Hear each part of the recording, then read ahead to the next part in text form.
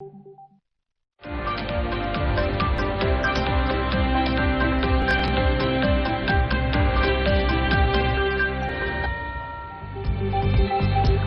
کے خلاف توہین آمیز بیانات پر مریم نواز اور رانا ثناء اللہ کے خلاف توہین عدالت کی درخواست پر سماعت آج ہوگی۔ لاہور ہائی کورٹ نے درخواستوں کے قابل سماعت ہونے سے متعلق دلائل طلب کر رکھے ہیں۔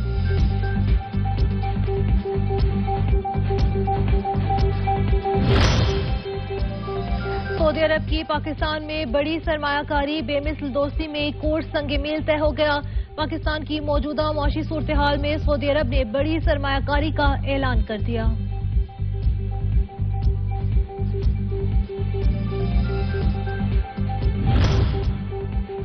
حکمران عمران خان کو گرفتار کرنا چاہتے ہیں۔ رہنما پی ٹی آئی مسرت جمشید چیمہ کہتی ہیں حکمران عمران خان کی جان خطرے میں ڈالنے کی سازش کر رہے ہیں۔ ہمارے حکمرانوں کی ترجیحات مختلف ہیں۔ پورا پاکستان بھوک و افلاس کا شکار ہے۔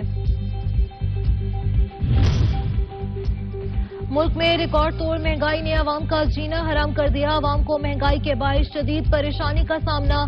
سبزی، مسالے، تیل، گھی سب کا سب مہنگا ہو چکا۔